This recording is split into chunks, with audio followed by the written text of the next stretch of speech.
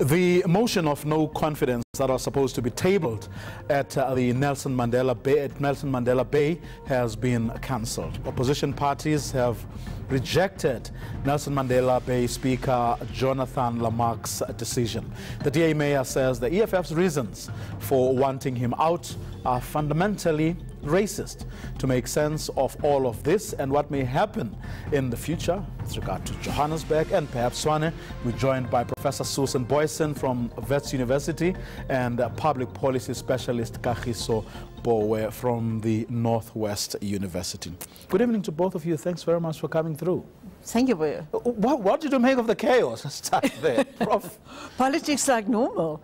And it's fascinating. You know, it really is so much about power and who holds power and who gets into power, and so little about administration, governance in that city. And that, sadly, is one of the trademarks of our current local level, if not other levels also to some extent, but definitely local level politics, especially in these big metros or in marginal majority municipalities. We've already seen regimes change in several of these municipalities. Think Rustenburg, Mogale City, several places in KZN, Beaufort West. And that is probably one of the legacies of Jacob Zuma, because, but also naturally about the decline and attrition of dominant party systems. But Jacob Zuma's presence in the ANC had really helped opposition parties to gain more of a foothold and to let the ANC decline in many of these crucial municipalities to below the level of 50%, below outright majority. If it had not been for that, the ANC might still have been comfortably in the seats. Now it's being tested, and it doesn't pass the test very well in terms of how good an opposition it is. We're going to get into that in a little bit more detail. Kagiso, what did you make of the scenes we're seeing on our screens? Right? I think it's a vision for what 2019 could be. I know there's great speculation about the composition of what could happen in the general election next year, and then raises the issue, when we speak coalitions in South Africa, are we speaking coalition based on policy, ideology, or the fact that I gain something, you gain something? As Prof is saying, there seems to be a strategic lack of vision. I've always made the argument that the spotlight's always been on the ANC. I think the ANC's failings are without doubt. Most people know them. But if we actually had to use the same microscope to analyze opposition, what would we find? Because it's very easy to be in the backbenches and howl and say ANC, President Jacob Zuma, X and Y.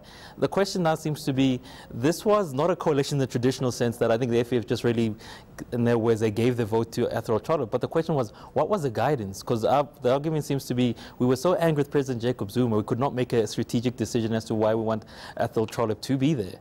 And the question, which really I think must be at the heart of most citizens, is what am I actually gaining from this? And that's a question that people need to ask in 2019.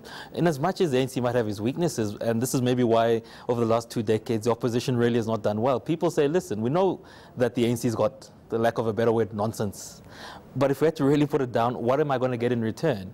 And this is what actually worries me most, that you have adults that are fighting, and as Prof says, we think this is normal. But the question seems to be, when our counterparts, if you look at Botswana, if you look at Tanzania, Kenya, are actually starting to ask questions about key economic development policies and issues, what are we doing? Well, it seems to be that we are just doing a toy about, listen, you must be mayor, I must be mayor. There's no strategy to it. And most importantly, if you look at the region of the Eastern Cape, I mean, I think the Auditor General's reports came out saying less than about 3, if not 10% of municipalities work in South Africa. So it feeds into that question of what are we doing, to be honest. But aren't these teething problems given 2 things in the main? One, the fact that as a country we're new to coalition politics. And then 2, by their nature, I mean, you bringing a disparate group of people who often have very little in common. So these things are bound to happen. And perhaps with time, they'll perfect the system and will be normal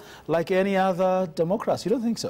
If I could just maybe butt in there. I know South Africans love this excuse of that we're new. History is not new. Yes, but we are new. No, but this phenomenon is new to us. Then the question seems to be, are we poor learners or are we poor imitators? Because coalition politics is something political parties must have in their research unit. You must know that in Germany, the way it works is when you speak about opposition or coalition parties in Germany, we speak about a split.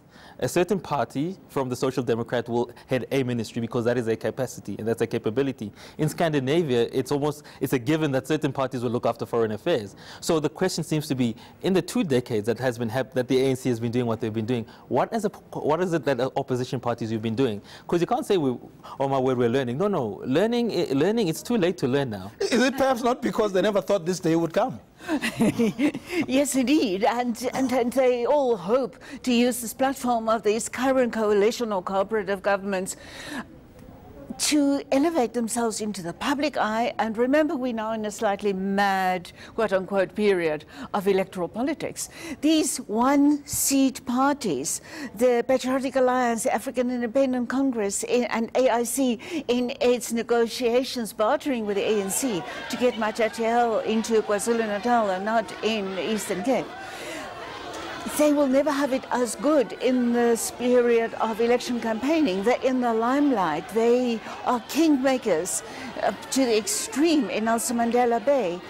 And besides the fact that the AIC can bargain with the ANC to get Athol in another province.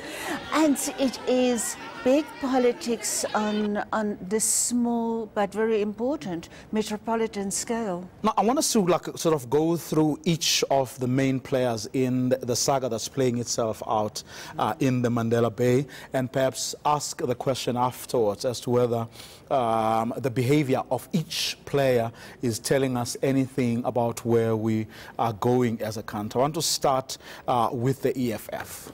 What did you make of how they played the game in the past couple of weeks and yesterday leading up today, given what has transpired at the end of the day? I thought, going back to that, I think was a vote on land expropriation without compensation. I thought they played the card well from there, because they're basically saying, listen, this is the big stick we've always come in. People know the EFF for land. This is what we are bargaining with. So I think on principle, there's nothing wrong they did with it.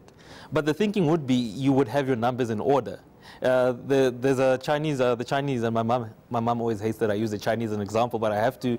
There's a policy which they've been using. It's called lie and wait and abide, which is to say, whenever you make a decision, make sure that all the ducks are in a row. So you would have thought that when they've made the decision to go challenge Athol Trollip in the Eastern Cape, in these municipality, the ducks are in a row. Because looking as to what happened today, to me, it's almost like it's a strategic blunder. Because it says you did not have your numbers in a row. Because how do you spin this to say, listen, we won? There can only actually be one winner from this, and it's not you. And this should have been the calculation they made from the day they announced that they were going to challenge Athol Trollip. If they are to blame for not having a proper strategy, as Kagiso says, Prof, what about the role of the ANC, which I would imagine, I mean, the EFF thought would play ball? The ANC was embarrassingly out of depth and out of game and out of strategy here, because they also came in and they actually don't acknowledge they don't want to govern the city, so that they don't want to take it over. EFF doesn't want to take it over, and they both promoted the argument that this is a time of the small parties. But those small parties have fewer than 10 jointly seats. It's king-making seats. But they can only govern with the cooperation, complicity, involvement of the big parties. So the ANC came out seemingly as totally without a strategy, except to obstruct the DA alliance. Can we rule out the possibility of thinking, maybe as much as we want this, but the EFF is not the kind of partner we can rely on? I don't think it's that issue, because I said if we had to judge them, because I was actually just looking at their policies today, and no party actually has a policy on coalition. So it seems to me it's an issue of more emotions and raw strategy, and then are you going to be surprised if it doesn't work?